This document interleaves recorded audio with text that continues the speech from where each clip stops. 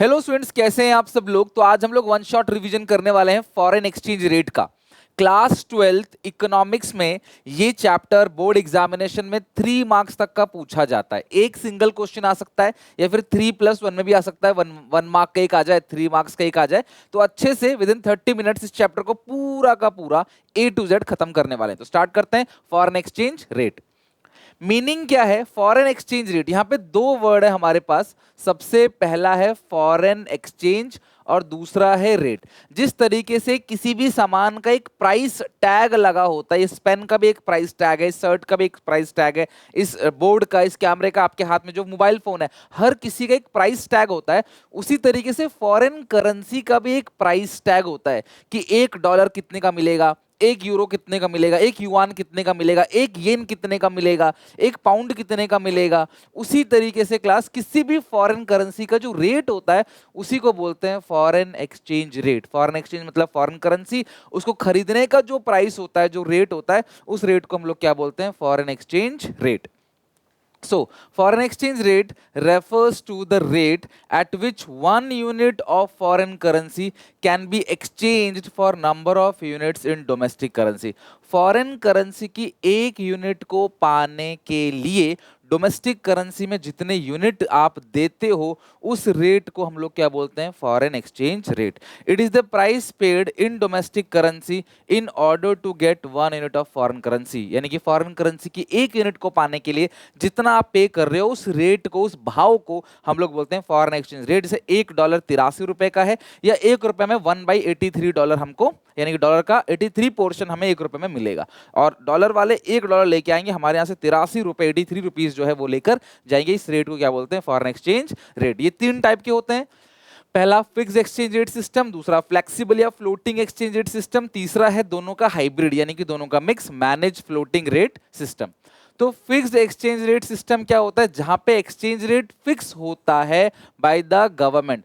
अगर exchange rate सरकार fix करती है, अगर गवर्नमेंट एक्सचेंज रेट को फिक्स करती है तो उसको बोलते हैं फिक्स्ड एक्सचेंज रेट सिस्टम। जहां पे एक्सचेंज रेट गवर्नमेंट फिक्स करती है, राइट, उसको बोलते हैं फिक्स्ड एक्सचेंज रेट सिस्टम। और इसके दो वेरिएंट होते हैं, गोल्ड स्टैंडर्ड सिस्टम और ब्रिटेन वुड सिस्टम। पुराने जमाने में, आजकल नहीं चलता ये, पहले चलता था।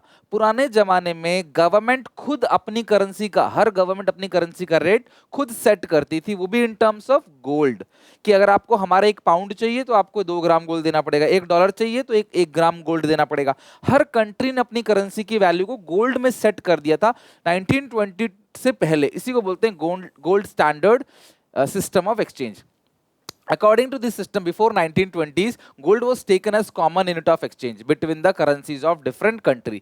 Each country was to define the value of its currency in terms of gold. Accordingly, the value of one currency in terms of other currency was fixed considering the gold value. जैसे एक UK, United kingdom ने बोला 1 pound 4 gram gold का है, US dollar ने बोला कि US ने बोला $1 2 ग्राम गोल्ड का है। इसका मतलब 1 पाउंड से आप $2 खरीद सकते हो। ये 4 ग्राम है, इसका 2 ग्राम है, तो डबल है। तो इस एक्सचेंज को बोलते हैं class gold standard system of exchange. और इसका दूसरा नाम मिंट पार या मिंट पैरिटी भी कहते हैं, mint par value of exchange या मिंट पैरिटी। दूसरा है Bretton Woods system of exchange. According to this system, US dollar was taken as common unit of exchange between the currency of different country. Different currencies are related to one currency. यहाँ पे US dollar जो है उसको इन्होंने क्या मान दिया? एक कॉमन करेंसी मान लिया यूएस डॉलर को, right. Each country was to define the value of its currency in terms of US dollar. आज अगर फॉरेन करेंसी की बात करें, सबसे पहला नाम डॉलर का ही आता है। क्यों डॉलर इतना प्रसिद्ध है, क्यों इतना फेमस है डॉलर? क्योंकि ब्रिटेन वुड समझौते के अकॉर्डिंग क्लास डॉलर को प्रायोरिटी दे दी। इसे adjustable peg system of exchange या पेगिंग भी कहा जाता है। पेगिंग, ठीक है, adjustable peg system of exchange या पेगिंग, पेग से ध्यान रखना। मेरिट और demerit of fixed exchange rate system. अगर मैं इसके मेरिट की बात करूं तो फिक्स्ड एक्सचेंज रेट सिस्टम में गवर्नमेंट ने एक्सचेंज रेट को फिक्स कर दिया है। अब ये बदलेगा नहीं, इसको सेट सरकार ने कर दिया, अब ये चेंज नहीं होगा, बिल्कुल फिक्स है ना। चाहे डिमांड हो, सप्लाई हो, कुछ भी हो, चेंज नहीं होगा। इसका मेरिट यही है कि स्टेबिलिटी, एक्सचेंज रेट में स्टेबिलिटी आता है, स्टेबल एक्सचेंज रेट है। इंटरनेशनल ट्रेड और इन्वेस्टमेंट को प्रमोट करता है और स्पेकुलेटिव एक्टिविटी जो भी ऐसी एक्टिविटी है जिनसे एक्सचेंज रेट ऊपर नीचे हो जाता है। आज की डेट पे देखो तो डॉलर का भाव, हर फॉरेन करेंसी का जो फॉरेन करेंसी है उसका रेट अप एंड डाउन होता रहता है फ्रिक्वेंटली। यहाँ पे वो सब नहीं होता। बाहर के इन्वेस्टर भी सेफ रहते हैं कि चलो यार प्राइस अप एंड डाउन नहीं होगा, तो इस प्राइस पे हम अपना काम कर पाएंगे 10 साल, 15 साल, 20 साल, जितने भी टाइम के लिए वो इंडिया में आके काम करना चाहते हैं। घाटा क्या है? फिक्स एक्सचेंज सिस्टम में गोल्ड बहुत चाहिए, है ना, और डिफिकल्ट है कि कैसे एक्सचेंज रेट फिक्स करें, कितना गोल्ड मांगे। ऐसा भी हो सकता है कोई कंट्री अपनी करेंसी की वैल्यू को कम कर दे, कोई कंट्री ज्यादा कर दे, कोई कंट्री ज्यादा गोल्ड मांगे अपनी करेंसी की वैल्यू का, कोई कम गोल्ड मांगे, तो ऐसा भी प्रॉब्लम देखने को मिलता है, डीमेरिट है। अगला फ्लेक्सिबल या फ्लोटिंग एक्सचेंज रेट। ये वो एक्सचेंज रेट है जो फ्लेक्सिबल है, जो कोई सेट नहीं करता, जो मार्केट में होने वाली डिमांड और मार्केट में होने वाली सप्लाई के आधार पे रेट सेट होता है। It is the rate which is determined by the demand for and supply of different currencies in foreign exchange market. In other words, flexible exchange rate is determined by the market force, the exchange rate at which demand, ये market force पे depend करता है, demand supply factor पे, और जहां पे foreign currency की demand और फॉरेन करेंसी की सप्लाई आपस में बराबर है उसको इक्विलिब्रियम रेट, नॉर्मल रेट या पार रेट ऑफ एक्सचेंज कहते हैं। ये फ्लेक्सिबल रेट है बिकॉज ये बदलता रहता है डिमांड सप्लाई के आधार पे, इसीलिए इसको फ्लेक्सिबल बोलते हैं कि ये बदलता रहता है। मेरिट और डीमेरिट क्या है क्लास फ्लेक्सिबल के? पहला मेरिट क्या है कि इसमें आप इक्विलिब्रियम रेट का पता कर सकते हो कि कब इकोनॉमी कब कौन सा इक्विलिब्रियम रेट ऑफ एक्सचेंज है जहां पे डिमांड और सप्लाई दोनों बराबर है। दूसरा, no need of huge hold class gold reserve, इसमें गोल्ड रिजर्व नहीं चाहिए। मार्केट फ्री है, नो अनवांटेड कंट्रोल, सरकार का कोई कंट्रोल नहीं है, ना ही कोई इसमें ये कह सकता है कि आपने अपनी करेंसी की वैल्यू अंडर कर दी, ओवर कर दी। तो जो भी रेट आज है वो रेट मार्केट का डिसाइडेड किया हुआ है, किसी पर्सन का कोई इन्वॉल्वमेंट, कोई इन्फ्लुएंस नहीं है। नेक्स्ट है demerit, instability in the exchange rate, exchange rate instable है। स्पेकुलेटिव एक्टिविटीज जो है वो की जा सकती है कि यार कोई भी अनवांटेड कंट्रोल रख सकता है मार्केट के अंदर और अप एंड डाउन कर सकता है रेट को। कैसे? अपने ही परिवार वालों से, अपने ही रिलेटिव वालों से अपने ही स्टॉक्स को खरीदवा दे, अपनी ही चीजें खरीदवाए गोल्ड वगैरह की, और रेट जो है बढ़ा दे, ऐसा वो कर सकता है। स्पेकुलेटिव सट्टेबाजी एक्टिविटी होती है। इन्फ्लेशनरी सिचुएशन क्रिएट हो जाता है। बेसिकली क्या होता है, पहले गोल्ड की जरूरत पड़ती थी नोट छापने के लिए, राइट, और अब जो है, और कोई भी करेंसी अगर आपको खरीदनी है फॉरेन करेंसी तो गोल्ड चाहिए। अब इसमें क्लास तो गोल्ड की जरूरत तो है ही नहीं, गोल्ड का रिजर्व जो है वो खत्म हो गया, इसमें देखो गोल्ड रिजर्व की जरूरत ही नहीं है, तो सरकार के पास बहुत सारा पैसा बचेगा, सरकार उससे नोट छापेगी आरबीआई को देके, तो महंगाई बढ़ेगी। और रिस्क ऑफ फॉरेन ट्रेड और फॉरेन इन्वेस्टमेंट, उनको भी डाउट रहता है कि यार हम लोग इस कंट्री में जा तो रहे हैं, अब इन्वेस्ट करने का रेट घट गया, रेट बढ़ गया तो क्या होगा। तो डिपेंड करता है। जैसे अगर मैं आपसे ये बोलूं कि अगर आप अमेरिका घूमना चाहते हो तो अभी आप क्लास 1 लाख, अगर आपको क्लास $1 चाहिए तो आपको क्लास 83 रुपये खर्च करने पड़ेंगे। अब मान लो क्लास फ्यूचर में ये रेट घट जाए, बढ़ जाए, तो डर तो रहेगा ना कि यार फ्यूचर में रेट बढ़ गया तो हमारे लिए अमेरिका घूमना और मुश्किल हो जाएगा, है कि नहीं। तो यहाँ पे ये रिस्क रहता है फॉरेन ट्रेड और फॉरेन इन्वेस्टमेंट का। ये मेरिट डीमेरिट है। और पार रेट ऑफ एक्सचेंज किसको कहते हैं क्लास? जहां पे डिमांड सप्लाई दोनों बराबर हो। देखो ये मैं बता दूं क्लास, इक्विलिब्रियम है पार रेट ऑफ एक्सचेंज, ये एक्स वाई हो गया, ये है क्लास फॉरेन एक्सचेंज रेट, और ये है डिमांड और सप्लाई ऑफ फॉरेन एक्सचेंज। ये है सप्लाई ऑफ फॉरेन एक्सचेंज, ये है डिमांड फॉर फॉरेन एक्सचेंज। जहां डिमांड सप्लाई बराबर है वो इक्विलिब्रियम है, ठीक है। तो ये जो रेट निकल कर आया ना, ये जीरो से लेकर यहाँ तक जो भी मान लो 10-20 रुपए जो भी है, इस रेट को बोलते हैं क्लास इक्विलिब्रियम या पार रेट ऑफ एक्सचेंज। इस रेट को क्या बोलते हैं? इक्विलिब्रियम रेट ऑफ एक्सचेंज या पार रेट ऑफ एक्सचेंज। ये है डिमांड फॉर फॉरेन करेंसी, यह सप्लाई फॉर फॉरेन करेंसी। जहां फॉरेन करेंसी की डिमांड सप्लाई दोनों बराबर है उस रेट को इक्विलिब्रियम या पार रेट ऑफ एक्सचेंज कहते हैं। तीसरा है मैनेज फ्लोटिंग। अब जो फिक्स है उसमें रेट कौन सेट करता है? गवर्नमेंट। फ्लेक्सिबल में कौन सेट करता है? मार्केट। तो मैनेज फ्लोटिंग दोनों का मिक्स है, हाइब्रिड रेट ऑफ एक्सचेंज है। ये बेसिकली होता क्या है, जब डोमेस्टिक करेंसी हैवीली डेप्रिशिएट होती है ना, तब रिजर्व बैंक ऑफ इंडिया इस पे इन्फ्लुएंस डालता है। आपको पता है हर कंट्री की जो करेंसी है वो कौन रखता है अपने पास, कौन अपनी कस्टडी में रखता है? आरबीआई। तो रिजर्व बैंक ऑफ इंडिया क्या करता है, फॉरेन करेंसी की सप्लाई को बढ़ा देगा, जिसकी वजह से जो फॉरेन एक्सचेंज रेट है ना वो कम हो जाएगा या कंट्रोल में आ जाएगा। आमतौर पे एक्सचेंज रेट जो है वो मार्केट ही सेट करेगा, लेकिन जब डोमेस्टिक करेंसी बहुत ज्यादा गिरती चली जाएगी, सोचो ना $1 83 रुपए का हो गया, कल को ये 100 रुपए का भी होगा, 150-200 रुपए का भी होगा। तो रिजर्व बैंक ऑफ इंडिया उस सिचुएशन में डॉलर की जो सप्लाई है ना वो बढ़ा देगी इंटरनेशनल मार्केट के अंदर, ताकि जो रेट है ना, किसी भी चीज की सप्लाई बढ़ेगी ना तो उसका रेट ऑटोमेटिकली कम हो जाएगा। जो N95 मास्क आते थे, ऑक्सीजन सिलेंडर आते थे, कोविड की दवाइयां आती थी, कोविड की दवाइयां वो उस टाइम में बहुत महंगी थी, फिर सप्लाई बढ़ने लगी तो अपना बाद में क्या हो गया, सस्ता हो गया। तो आरबीआई क्या करेगा, यानी गवर्नमेंट क्या करेगी, सप्लाई को बढ़ा देगी, जिसकी वजह से रेट क्या हो जाएगा, कंट्रोल में आ जाएगा। बहुत रेट बढ़ रहा था तो सप्लाई बढ़ाएंगे तो कंट्रोल में आ जाएगा। तो यहाँ मार्केट फोर्स भी है और गवर्नमेंट भी, इसीलिए इसको बोलते हैं manage floating system of exchange. It is a system in which exchange rate is determined by the market forces of demand supply in international money market. But when domestic currency is heavily depreciating, जब domestic currency की value बहुत ज्यादा कम होती चली जा रही हो, depreciating समझते हो क्या होता है, $1 पहले 60 का था, फिर 70, फिर 80, फिर 90, तो ये हो गया डेप्रीशिएटिंग। हमारी करेंसी की वैल्यू कम होती चली जा रही है। पहले 60 देते थे, $1 मिलता था, अब 60 में नहीं मिलता है, 70 देंगे तब $1 मिलेगा, अब 70 में नहीं मिलता, 80 देंगे तब $1 मिलेगा। तो डोमेस्टिक करेंसी जब डेप्रीशिएट होती चली जाती है, then Reserve Bank of India intervenes to place some influence on the exchange rate so that it remains within the desired limits. It is also known as dirty floating. Here RBI sell foreign exchange in international money market. RBI foreign currency की supply बढ़ाता है, sell करता है, so that supply of foreign exchange increases. Managed floating is hybrid of a fixed or flexible rate of exchange. So ये class hybrid rate of exchange है। तो managed floating से सवाल एक्सप्लेन करने के लिए कि मैनेज फ्लोटिंग क्या है, एग्जामिनेशन में आ जाता है। अब एक बहुत कॉमन सा क्वेश्चन है और आसान भी, why foreign exchange is demanded, किसी को फॉरेन करेंसी क्यों चाहिए, या फिर demand for foreign exchange, what are the sources of demand for foreign exchange, किस लिए तुम्हें फॉरेन करेंसी की जरूरत है। तो तुम्हें बाहर से सामान खरीदने के लिए अदर कंट्री से फॉरेन करेंसी चाहिए, अदर कंट्री से assets like land, building, shares, bond खरीदने के लिए, एसेट्स खरीदने के लिए तुम्हें फॉरेन करेंसी चाहिए, इंटरनेशनल लोन की और उसकी इंटरेस्ट को पेमेंट करने के लिए फॉरेन करेंसी चाहिए, बाहर आपकी क्लास कोई रिलेटिव है, आपका कोई दोस्त है, उसको गिफ्ट भेजना है तो तुम्हें फॉरेन करेंसी चाहिए, और even foreign exchange is needed to undertake foreign tour. अगर आप घूमना चाहते हो क्लास, आप अमेरिका घूमना चाहते हो, आप क्लास बर्लिन घूमना चाहते हो, आप कनाडा घूमना चाहते हो ना, पेरिस, सिंगापुर, मलेशिया आप घूमना चाहते हो, तो भी आपको उनकी कंट्री की करेंसी यानी कि फॉरेन एक्सचेंज की जरूरत पड़ेगी। तो इन सब रीजन के चलते हम लोग कहते हैं हमें फॉरेन करेंसी चाहिए। आप बोलते नहीं मुझे एप्पल का फोन खरीदना है, तो भैया ये बाहर से ही तो आएगा, तो उनको फॉरेन करेंसी में पेमेंट करनी पड़ेगी। आप जिससे खरीदते हो उसको तो नहीं देना है पेमेंट, क्योंकि आप उसको तो रुपए ही देते हो, लेकिन वो तो कहीं से लाता है मेन डीलर से, तो उसको वो क्लास फॉरेन करेंसी में पेमेंट करता होगा।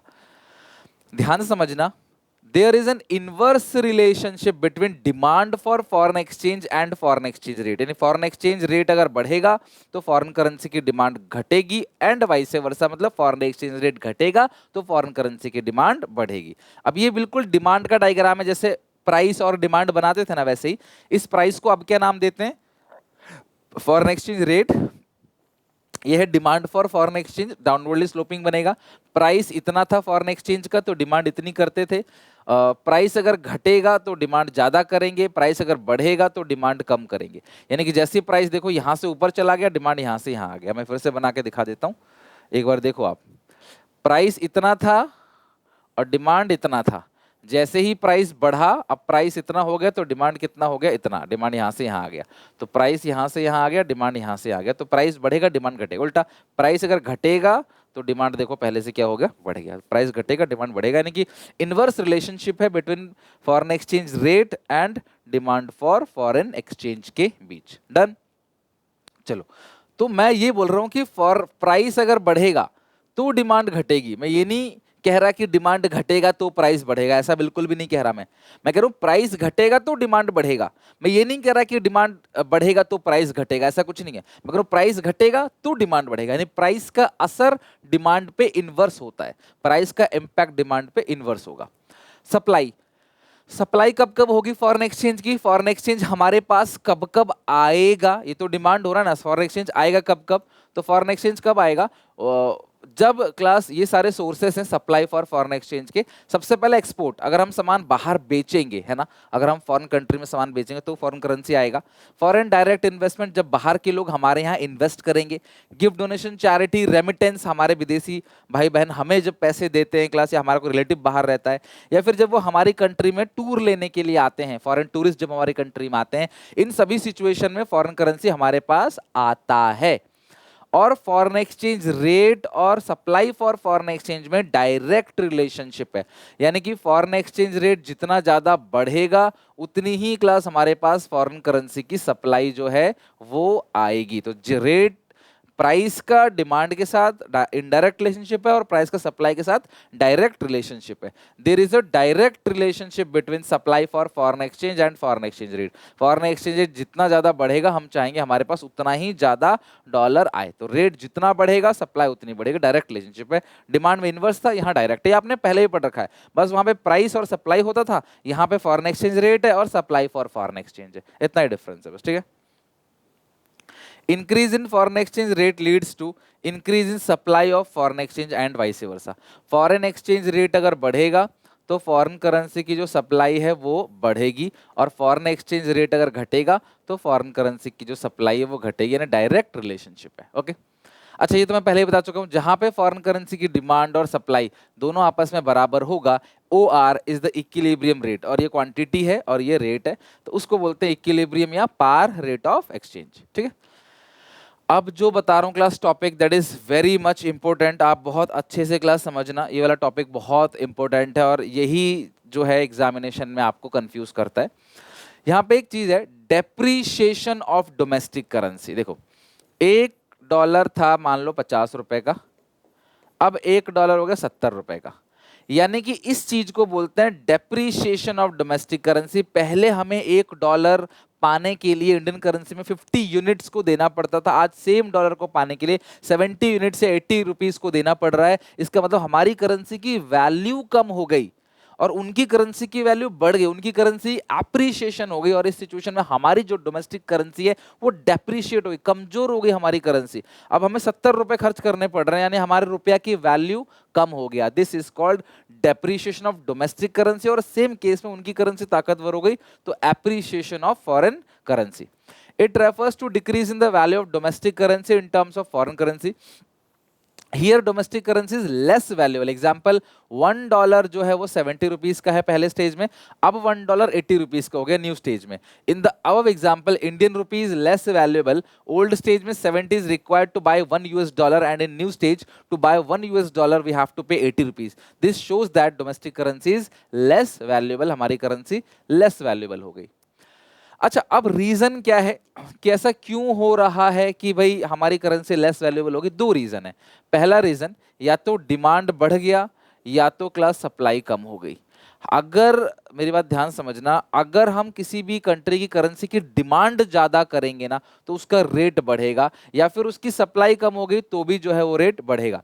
There are two reasons behind depreciation of domestic currency. पहला, increase in demand for foreign currency. An increase in demand for foreign currency leads to raise in exchange rate. In the given diagram देखो, जैसे ही foreign currency की demand को आपने बढ़ाया आगे तो नया पॉइंट ये बन गया, और यहाँ पे क्लास देखो न्यू इक्विलिब्रियम पॉइंट ये हो गया, तो रेट क्या हो गया क्लास, यहाँ पे अप हो गया। राइट, मेरी बात समझ गए? तो डेप्रीशिएशन ऑफ डोमेस्टिक करेंसी जो है उसका कारण क्या है? Increase in demand. अगर फॉरेन करेंसी की डिमांड आप बढ़ाओगे तो आप देखोगे जैसे ही फॉरेन करेंसी की डिमांड आगे चली गई तो जो फॉरेन एक्सचेंज रेट है वो भी क्या हो गया, बढ़ गया। तो अब आप बोलोगे सर डिमांड बढ़ा तो फॉरेन एक्सचेंज रेट बढ़ गया, तो यहाँ पे डिमांड और फॉरेन एक्सचेंज रेट के बीच में तो डायरेक्ट रिलेशनशिप है, और थोड़ी देर ही पहले आपने समझाया था कि प्राइस अगर बढ़ेगा तो डिमांड घटेगा, और वहां पे आपने बताया था इनवर्स रिलेशनशिप है। तो ये दो बात कैसे, ये कैसा दोगलापन है बेटा? यहाँ पे मैंने आपको वहां भी समझाया था, प्राइस का असर डिमांड पे अलग होता है और डिमांड का असर प्राइस पे अलग होता है। सारी बातें भूल जाओ, कॉमन सेंस की बात करते हैं। किसी चीज की डिमांड अगर बढ़ेगी तो वो सामान सस्ता मिलेगा महंगा मिलेगा, मुझे बताओ? संडे को मूवी थिएटर में सब जाते हैं मूवी देखने के लिए, टिकट सस्ती मिलती है महंगी मिलती है, मुझे बताओ? महंगा मिलेगा। तो किसी चीज की डिमांड अगर बढ़ेगी तो उसका असर प्राइस पे क्या होगा? प्राइस भी बढ़ेगा। तो डिमांड का असर प्राइस पे डायरेक्ट होता है, लेकिन प्राइस का असर डिमांड पे नेगेटिव है। लाइक प्राइस अगर बढ़ेगा तो खुद सोचो ना, आप कम खरीदोगे ना तो डिमांड कम करोगे। तो प्राइस का असर डिमांड पे इनवर्स रिलेशनशिप है, डिमांड का असर प्राइस पे डायरेक्ट रिलेशनशिप है। तो अगर किसी भी कमोडिटी का डिमांड बढ़ता है, यानी किसी भी फॉरेन करेंसी की डिमांड बढ़ेगी, तो उसका एक्सचेंज रेट भी बढ़ेगा। या सप्लाई कम होगा, second point, decrease in supply. तो पहले देखो डिमांड ये था, सप्लाई ये था, इक्विलिब्रियम रेट ये है, सप्लाई कम हो गया, एस जो है वो पीछे की तरफ चला गया। जैसे सप्लाई कम हुआ, नया पॉइंट ये रहा ई डैश, तो आप देखोगे क्लास तो एक्सचेंज रेट जो है वो क्या हो गया? बढ़ गया। तो आप देखोगे एक्सचेंज रेट क्या हो गया क्लास? इंक्रीज हो गया। तो यानी कि decrease in supply of foreign currency या increase in demand for foreign currency, दोनों रीजन है डेप्रिसिएशन ऑफ डोमेस्टिक करेंसी या सेम बोलते हैं एप्रिसिएशन ऑफ फॉरेन करेंसी का। अब इस डेप्रिसिएशन ऑफ डोमेस्टिक करेंसी का एक्सपोर्ट पे इंपैक्ट क्या पड़ेगा? मेरी बात ध्यान समझना। पहले लोग $1 लेके आते थे, 50 रुपए की शॉपिंग करते थे। अब अमेरिका वाले $1 लेके आते हैं और 80 रुपए की शॉपिंग करते हैं। तो पहले अमेरिकन इंडिया में $1 लेके आते थे और 50 रुपए की शॉपिंग करके जाते थे। आज $1 देकर 80 रुपए की शॉपिंग कर जाते हैं। इसका मतलब पहले हमारा एक्सपोर्ट जो था 50 था। भाई वो यहाँ से जो शॉपिंग करते हैं हमारे लिए तो एक्सपोर्ट है ना भाई, हम तो बाहर वालों को बेच रहे हैं ना। बाहर वाले, अमेरिका वाले यहाँ से आके कोई चीज खरीद रहे हैं, इसका मतलब हम उनको वो चीज बेच रहे हैं, तो हम एक्सपोर्ट कर रहे हैं। तो पहले हमारी एक्सपोर्ट 50 थी, अब हमारी एक्सपोर्ट कितनी हो गई? 80। तो इससे हमारा जो एक्सपोर्ट है वो बढ़ेगा, लेकिन हमारा इंपोर्ट कम हो जाएगा। कैसे? एक्सपोर्ट बढ़ता है डेप्रिसिएशन में, ये लिख लेना क्लास, ध्यान रखना, और समझ ही करने वाली चीज है ये। एक्सपोर्ट बढ़ेगा, इंपोर्ट घटेगा। इंपोर्ट घटेगा कैसे क्लास? यहाँ पे जैसे पहले मुझे बाहर से कोई सामान खरीदना था तो मेरी जेब में 50 रुपए हैं तो मैं $1 का सामान खरीद लेता था। आज मेरी जेब में 50 अगर है तो मैं $1 का सामान नहीं खरीद सकता, मुझे 80 रुपए चाहिए $1 का सामान खरीदने के लिए। तो मेरे लिए डॉलर महंगा हो गया तो मैं कम परचेज करूंगा, तो इंपोर्ट जो है अल्टीमेटली क्या हो जाएगा? कम हो जाएगा। तो डेप्रिसिएशन ऑफ डोमेस्टिक करेंसी में एक्सपोर्ट बढ़ता है, इंपोर्ट घटता है। डेप्रिसिएशन ऑफ डोमेस्टिक करेंसी का मतलब, उसका रीजन, और तीसरा है उसका impact on export and import. ये बहुत इंपॉर्टेंट है पढ़ना आपके लिए। Depreciation of domestic currency means fall in the value of domestic currency in terms of foreign currency. It means $1 can be exchanged for more rupee. So with the same amount of dollar, more goods can be purchased from India. It means export to USA become cheaper. This may result increase in India export to USA. तो India का export जो है बढ़ेगा।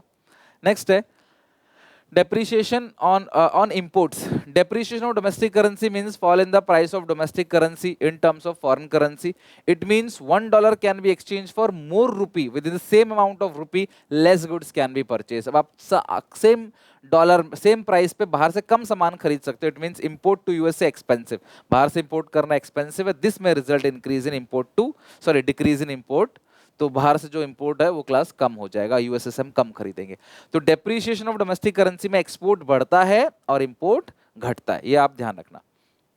अगला है appreciation of domestic currency, या इसी चीज को बोलते हैं डेप्रिसिएशन ऑफ फॉरेन करेंसी। $1 मान लो क्लास 80 रुपए का था और बाद में $1 हो गया 60 रुपए का, यानी कि पहले मुझे 80 रुपए खर्च करने पड़ते थे, अब सिर्फ 60 रुपए खर्च करने पड़ रहे हैं।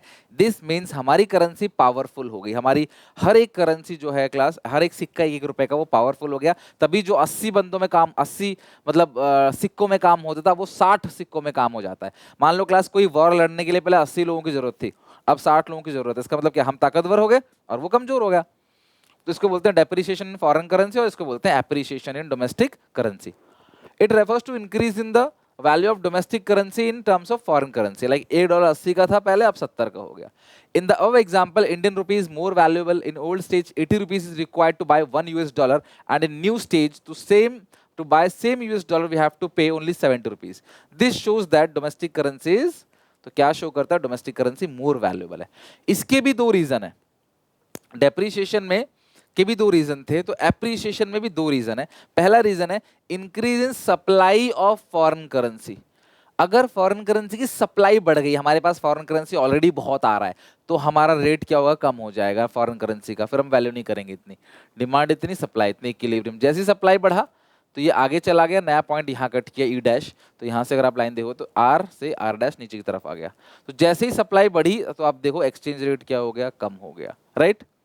रीजन है पहला है increase in supply of foreign currency supply बढ़ गई, या फिर फॉरेन करेंसी की जो डिमांड है ना वो कम हो गई, हम डिमांड ही नहीं कर रहे, तो ये रहा डिमांड, ये रहा सप्लाई, इक्विलिब्रियम ये हो गया। हम डिमांड नहीं कर रहे, डिमांड पीछे आ गया, और नया डिमांड है वो सप्लाई को यहाँ कट करता है, तो रेट देखो नीचे आ गया। तो दिस इज कॉल्ड, यहाँ पे रेट घट गया तो decrease in demand for foreign currency या increase in supply for foreign currency, ये दोनों ही रीजन है किसका, एप्रिसिएशन ऑफ डोमेस्टिक करेंसी का।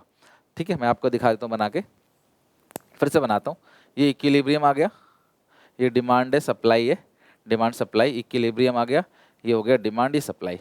तो जैसे ही फॉरेन एक्सचेंज रेट की सप्लाई जो है वो बढ़ जाएगी, तो ये आगे चला गया, देखो, तो नया डिमांड को यहाँ कट किया, तो आप देखोगे एक्सचेंज रेट पहले से नीचे आ गया, तो यानी कि एप्रिसिएशन हो गया। $1 70 का, 80 का था पहले, अब 70 का हो गया। या फिर सप्लाई बढ़ेगी, अगर मान लेते हैं सप्लाई, अच्छा सप्लाई बढ़ा, अगले में करो डिमांड कम करो, अगले में डिमांड कम करो, सप्लाई बढ़ेगा या डिमांड कम, तो डिमांड कम, डिमांड पीछे आ जाएगा।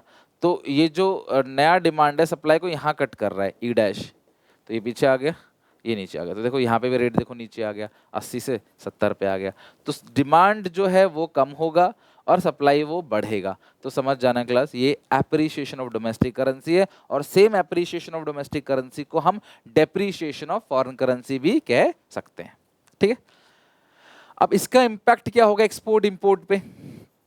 $1 मैंने बताया था क्लास पहले 80 का था, तो विदेशी लोग पहले 80 रुपीज़ की शॉपिंग करके जाते थे, हमारा एक्सपोर्ट 80 होता था, अब वो 70 की शॉपिंग करके जा रहे हैं, तो हमारा जो एक्सपोर्ट है टू यूएस है वो कम हो जाएगा, हम एक्सपोर्ट कम करेंगे। पहले हमें 80 रुपये चाहिए थे $1 का सामान खरीदने के लिए, अब हमें सेम खरीदने के लिए 70 रुपये चाहिए, तो हम ज़्यादा खरीदेंगे बाहर से खरीदना, मतलब इम्पोर्ट हमारा बढ़ जाएगा। तो बिल्कुल उसका अपोजिट है, लिखने के लिए भी लाइन बिल्कुल उसकी बिल्कुल अपोजिट लाइन लिखा है। पहले एप्रिसिएशन का मीनिंग लिखा हुआ है, फिर it means foreigners have to spend more for purchase from India, तो हम हमारे यहाँ सामान खरीदने के लिए ना उनको ज़्यादा खर्च करना पड़ेगा, है कि नहीं, क्योंकि वो पहले 80 रुपीज़ की शॉपिंग करते थे, $1 ला के 80 रुपये का सामान ले जाते थे, लेकिन अभी $1 से वो सामान नहीं मिलेगा, सिर्फ 70 रुपये का सामान लेके जा सकते हैं, तो कम खरीदेंगे। So with the same amount of dollar less goods can be purchase from India, so export to USA become expensive, this result to decrease in Indian export to USA, तो एक्सपोर्ट कम हो जाएगा। और अगले केस में हमारा decrease in Indian export to USA, export कम हो जाएगा और इंपोर्ट जो है वो बढ़ जाएगा, इंक्रीज इन इंडियन इंपोर्ट। तो मैं बता देता हूँ क्लास, डेप्रीशिएशन में एक्सपोर्ट कम इंपोर्ट ज़्यादा, और एप्रीशिएशन में डेप्रीशिएशन में एक्सपोर्ट ज़्यादा इंपोर्ट कम, और एप्रीशिएशन में एक्सपोर्ट कम और इंपोर्ट ज़्यादा। ध्यान रखना, डेप्रीशिएशन ऑफ डोमेस्टिक करेंसी में एक्सपोर्ट ज़्यादा इंपोर्ट कम, और एप्रीशिएशन ऑफ डोमेस्टिक करेंसी में एक्सपोर्ट कम इंपोर्ट ज़्यादा। इसको लिख के समझ लेना अच्छे से और दिमाग में सेट करके रखना, ठीक है, कंफ्यूज मत होना, इसमें दिक्कत हो जाएगी नहीं तो। अच्छा, एक डिफरेंस है डीवैल्यूएशन और depreciation. Depreciation flexible exchange rate में होता है, और डीवैल्यूएशन जो होता था ना वो पहले होता था। फ्लेक्सिबल एक्सचेंज रेट सिस्टम के अंदर डेप्रीशिएशन और फिक्स्ड एक्सचेंज रेट सिस्टम के अंदर डीवैल्यूएशन, ठीक है। तो devaluation it refers to fall in the price of depreciation का मतलब क्या है, fall in the price of domestic currency under flexible exchange rate system, और यहाँ पे fall in the price of domestic currency under fixed exchange rate system. Control की बात करें, डीवैल्यूएशन में कंट्रोल सरकार के पास था, यहाँ कंट्रोल जो है मार्केट फोर्सेस के पास है, मार्केट में होने वाले डिमांड सप्लाई के पास है। Exchange rate system, devaluation fixed exchange rate system में होता है, और डेप्रीशिएशन जो है वो फ्लेक्सिबल एक्सचेंज रेट सिस्टम में होता है, ये ध्यान रखना। फॉरेन एक्सचेंज मार्केट हमारा लास्ट टॉपिक है क्लास, फॉरेन एक्सचेंज मार्केट, ठीक है, फॉरेन एक्सचेंज। अच्छा, एक है एप्रिसिएशन, एक एप्रिसिएशन भी होता है। अगर मान लो सरकार ने एक्सचेंज रेट को बढ़ा दिया तो वो एप्रिसिएशन है, घटा दिया तो डीवैल्यूएशन। डीवैल्यूएशन मतलब सरकार ने अगर अपनी करेंसी की वैल्यू डाउन कर दी, खुद सरकार ने कम कर दिया, तो डीवैल्यूएशन, सरकार ने बढ़ा दिया तो एप्रिसिएशन। और डेप्रिसिएशन का मतलब क्या है, जब फिक्स्ड एक्सचेंज, जब फ्लेक्सिबल एक्सचेंज रेट सिस्टम में मार्केट में होने वाले डिमांड सप्लाई के आधार पर हमारी करेंसी की वैल्यू कम हो जाए तो उसको बोलते हैं डेप्रिसिएशन। ये गवर्नमेंट करती है, वो मार्केट फोर्स करता है। एक ऐसी मार्केट जहां फॉरेन करेंसीज को खरीदा और बेचा जाता है, उस मार्केट का नाम है foreign exchange market. Foreign exchange market के फंक्शन क्या है, मतलब हम कोई भी फॉरेन करेंसी को खरीदते बेचते हैं तो वो कहाँ खरीदते बेचते हैं? फॉरेन एक्सचेंज मार्केट में। तो उसका सबसे पहला फंक्शन है कि फॉरेन एक्सचेंज मार्केट क्या करता है? इंटरनेशनल ट्रांसफर करता है फॉरेन करेंसी का। यानी कि आप कहीं से भी करेंसी खरीद सकते हो, बेच सकते हो पूरे वर्ल्ड में, वो इसी मार्केट की वजह से संभव है। दूसरा, ये आपको पैसे देता है फॉरेन ट्रेड करने के लिए, व्यापार करने के लिए, विदेश में आपको उधार देता है। Hedging foreign exchange risk, foreign exchange risk को कवर करता है। फ्यूचर में होने वाले ट्रांजैक्शंस के लिए आप आज से ही करेंसी को बुक कर सकते हो, ताकि फ्यूचर में अगर फॉरेन करेंसी का रेट बढ़ गया तो झटका आपको ना लगे। आज आपने $1,00,000 का सामान खरीदा, $1 50 का है, तो आपको क्लास 50 लाख रुपए देने पड़ेंगे। 3 महीने बाद आपको पैसे देने हैं, 3 महीने बाद डॉलर जो है वो $80 का हो गया, तो क्लास आप खरीदने जाओगे तो आपको $1,00,000 80 लाख रुपए का मिलेगा, एक 80 का है, तो आपको देखो 30 लाख का सीधा नुकसान हो गया। इससे अच्छा आप आज ही की डेट पे जाके फॉरेन एक्सचेंज मार्केट में बुक कर दोगे कि मुझे 3 महीने बाद डॉलर चाहिए और इसको आज के रेट से बुक कर दो, पैसे ले लो और मुझे डॉलर देना 3 महीने बाद। तो 3 महीने बाद डॉलर 80 का हो, 90 का हो, आपको पुराने रेट से क्लास डॉलर मिल जाएगा। तो ये फ्यूचर में जो होने वाला रिस्क है ना, उसको यहाँ इन्होंने आपको हेज कर लिया। इसी को बोलते हैं hedging, means covering the exchange risk. It is done by foreign exchange rate in forward transactions through banks. तो जो फ्यूचर के ट्रांजेक्शन्स होते हैं ना, उनके लिए होता है। Foreign exchange market make a contract to buy और sell the foreign exchange in advance to pay future date at predetermined price. तो पहले वैसे जो प्राइस तय हुआ है उसी प्राइस पे आज आप बुक कर लो, और आप फ्यूचर में कोई भी प्राइस हो, कम हो ज्यादा हो, उसमें क्लास आपको कोई नुकसान नहीं होगा, ना कोई फायदा होगा। दो तरह के क्लास मार्केट होते हैं फॉरेन एक्सचेंज मार्केट। पहला है स्पॉट मार्केट। अगर आप डेली करेंसी चाहिए, आपको डे टू डे ट्रांजैक्शंस में डेली बेसिस पे फॉरेन करेंसी चाहिए, तो आप जाते हो स्पॉट मार्केट में, और इस मार्केट में जो रेट डिसाइड होता है उसको बोलते हैं स्पॉट रेट ऑफ एक्सचेंज। लेकिन अगर आप चाहते हो कि मुझे फ्यूचर में डॉलर चाहिए, तो आप किस मार्केट में जाओगे? फॉरवर्ड मार्केट में। और फॉरवर्ड मार्केट में जो रेट डिसाइड होता है उसको बोलते हैं फॉरवर्ड रेट ऑफ एक्सचेंज।